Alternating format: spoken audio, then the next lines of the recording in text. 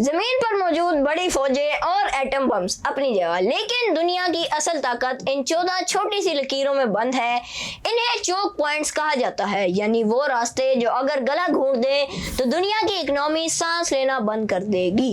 ان میں سے ایک راستہ ایسا ہے جہاں سے دنیا کا 30% تیل گزرتا ہے، اور ایک ایسا جہاں چھوٹی سی بھی جھڑپ فوراً ورلڈ وار 3 شروع کر سکتی ہے۔ جی ہاں، آپ نے صحیح سنا، چھوٹی سی بھی جھڑپ فوراً ورلڈ وار 3 شروع کر سکتی ہے۔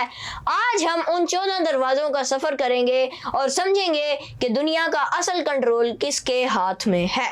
ناظرین، پوری دنیا کی طاقت کسی ایٹم بم یا بڑی فوج کے پاس نہیں ہے، بلکہ ان 14 تنگ سمندری راستوں کے پاس ہے، جنہیں جیو پولیٹکس کی زبان میں چوک پوائنٹس کہا جاتا ہے۔ اگر آج کوئی طاقت ان دروازوں کو بند کر دے تو کل صبح تک پوری دنیا کی اکنامی ڈھیڑ ہو جائے گی۔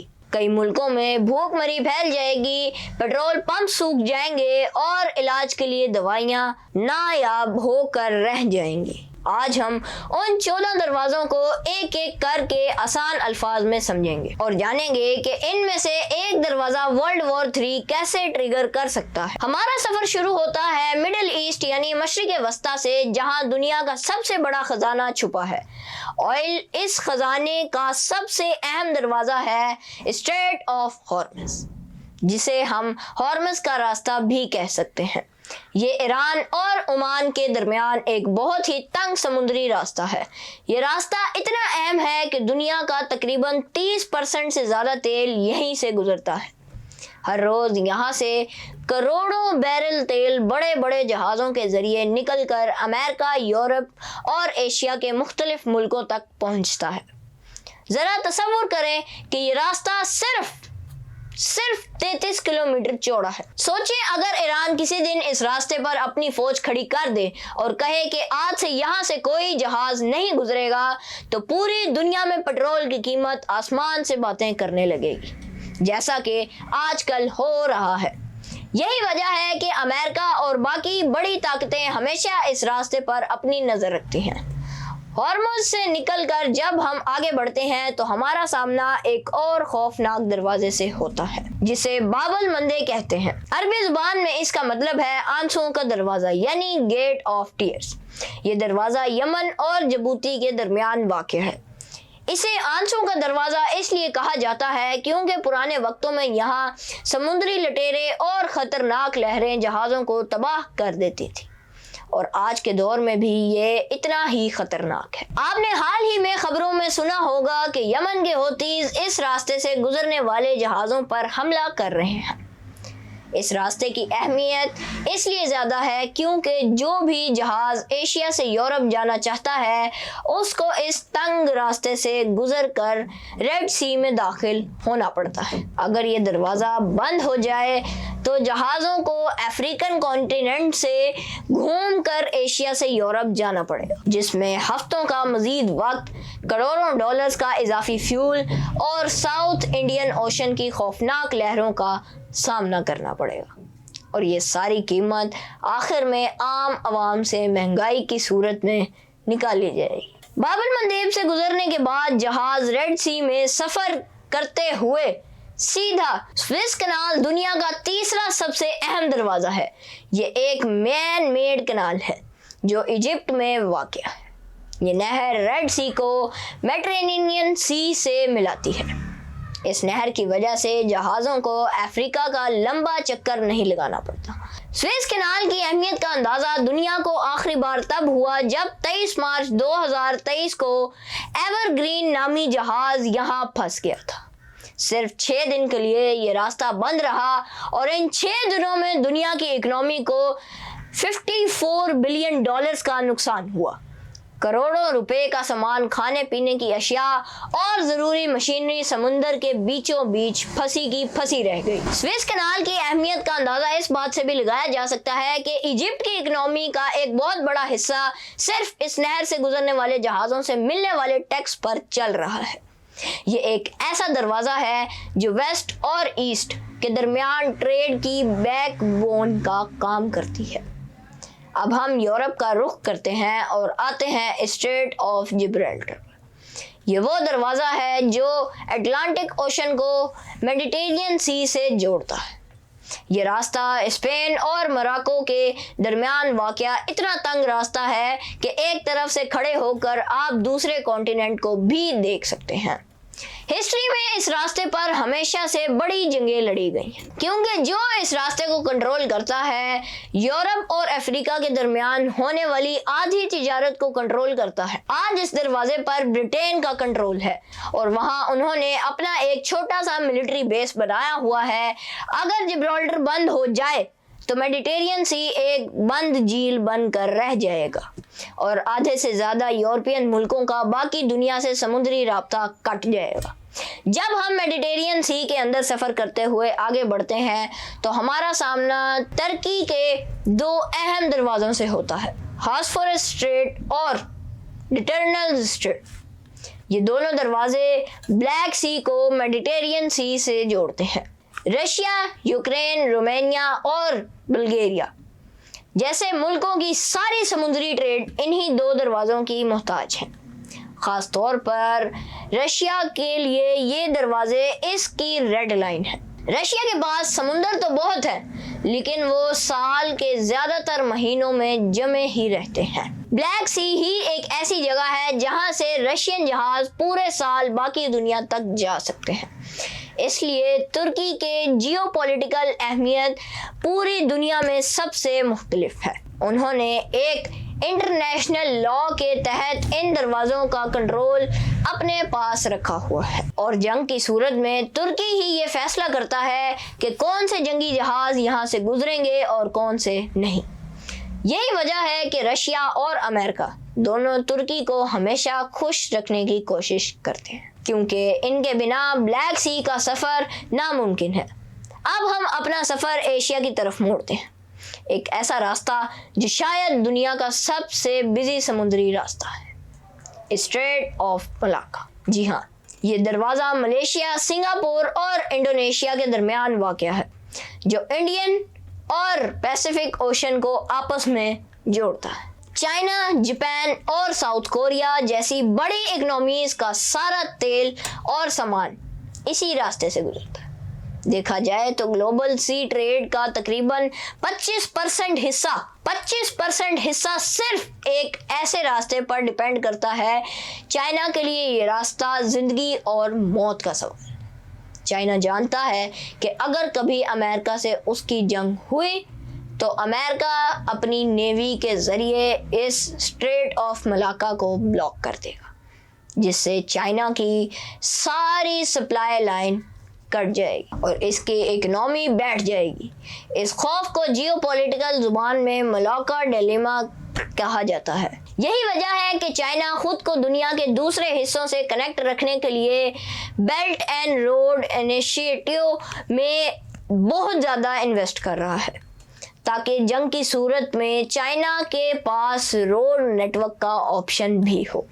اسی دروازے کے پاس سنگاپور جیسا چھوٹا سا ملک واقع ہے، جس نے اس راستے کی اہمیت کو سمجھا اور آج وہ دنیا کے سب سے امیر اور ترقی یافتہ ملکوں میں شمار ہوتا ہے، صرف اس لیے کیونکہ وہ اس اہم دروازے کا چوکیدار بنا بیٹھا ہے۔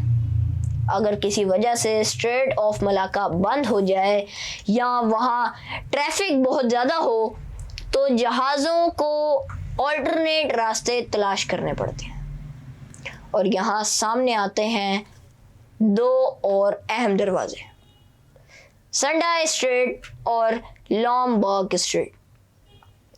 یہ دونوں دروازے انڈونیشیا کے جزیروں کے درمیان سے گزرتے ہیں۔ سنڈائی اسٹریٹ کا راستہ تھوڑا خطرناک ہے کیونکہ یہاں ایک تو پانی کافی شیلو ہے اور دوسرا یہاں انڈر سی ایکٹیو والکینوز ہیں، لیکن لومبارگ اسٹریٹ ان بڑے جہازوں کے لیے ایک نعمت ہے جو پانی میں زیادہ گہرائی مانگتے ہیں۔ جو بڑے آئل ٹینکرز ملاکا سے نہیں گزر سکتے وہ لومبارگ اسٹریٹ کا لمبا راستہ اختیار کرتے ہیں۔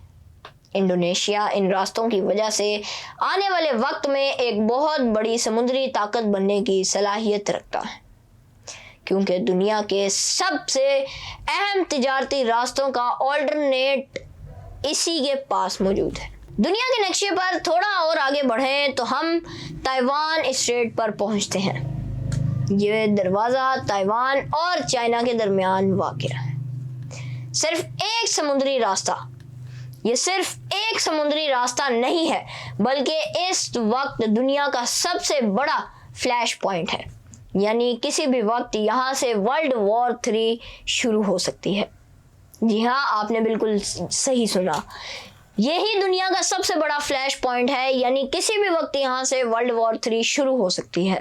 تائیوان دنیا کی 70% سے زیادہ مائکرو چپس بناتا ہے جو آپ کے موبائل، گاڑی اور کمپیوٹر میں لگتی ہے۔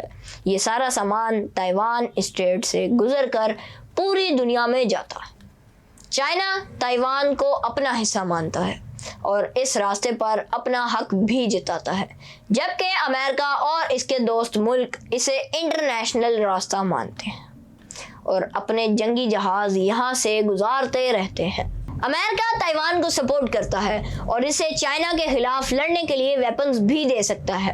اب چائنا تائیوان کو اس لیے بھی حاصل کرنا چاہتا ہے کیونکہ سیٹلائٹ امیج میں دیکھا جائے تو چائنا کے سامنے چین آف پائلنس نے اس کا راستہ کھلے اوشن میں جانے سے روکا۔ فلپین سے تائیوان اور تائیوان سے جاپان، اس کے بیچ میں چھوٹے چھوٹے آئی لینڈز بنے ہیں اور باقی سمندری راستہ بہت شیلو ہے جہاں سے سبمرینز نہیں گزر سکتی۔ اگر کبھی چائنا اور امریکہ کی جنگ ہو گئی تو چائنا پیسیفک اوشن کو استعمال کرتے ہوئے ڈائریکٹ امریکہ تک اپنی سبمرینز نہیں بھیج سکتا۔ یہی وجہ ہے کہ چائنا تائیوان کو اپنا حصہ مانتا ہے تاکہ پیسیفک اوشن کو چائنا کے ڈائریکٹ کوسٹ لائن لگے۔ اب تائیوان اسٹریٹ کبھی بھی بند ہوا تو یہ جنگ صرف تائیوان اور چائنا کی نہیں بلکہ امریکہ اور چائنا جیسے 2 سپر پاورز کے درمیان ہوگی۔ اب ایک لمبی اڑان بھر کے چلتے ہیں نارتھ امریکہ اور ساؤتھ امریکہ کی طرف، جہاں سامنے آتا ہے اناما کینال، دنیا کا شاید سب سے بڑا انجینئرنگ کا کرشمہ۔ پہلے وقتوں میں اگر کسی جہاز کو نیو یارک سے سین فرانسسکو جانا ہوتا تھا تو اسے پورے ساؤتھ امریکہ کا لمبا چکر لگا کر جانا پڑتا تھا جس میں مہینوں لگتے تھے۔ پھر انسانوں نے امریکہ کے بیچ زمین کو کاٹ کر ایک نہر بنائی جسے پاناما کینال کہتے ہیں۔ یہ کینال کمال کا اس لیے ہے کیونکہ اس میں لاک سسٹم استعمال ہوتا ہے، یعنی جہاز کو پانی کے ساتھ اوپر اٹھایا جاتا ہے، پہاڑ کو کراس کروایا جاتا ہے اور پھر واپس سمندر کے لیول پر لایا جاتا ہے۔ یہ دروازہ پیسیفک اور اٹلانٹک اوشن کو آپس میں جوڑتا ہے۔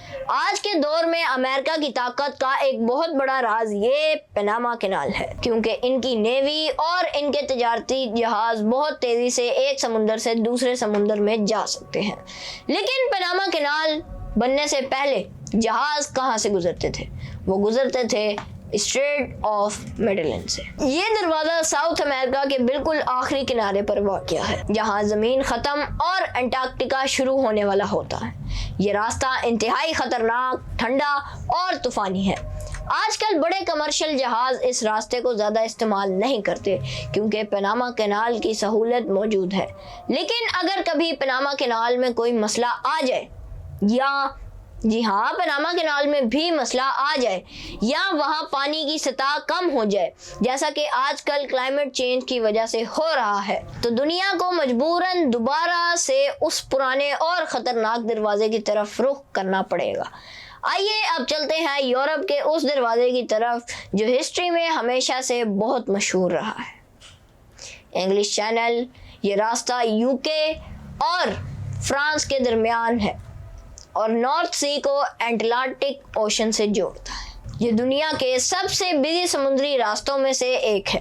یورپ کے سب سے بڑے پورٹس جیسا کہ راٹرڈیم تک پہنچنے کے لیے جہازوں کو اس سی چینل سے گزرنا پڑتا ہے۔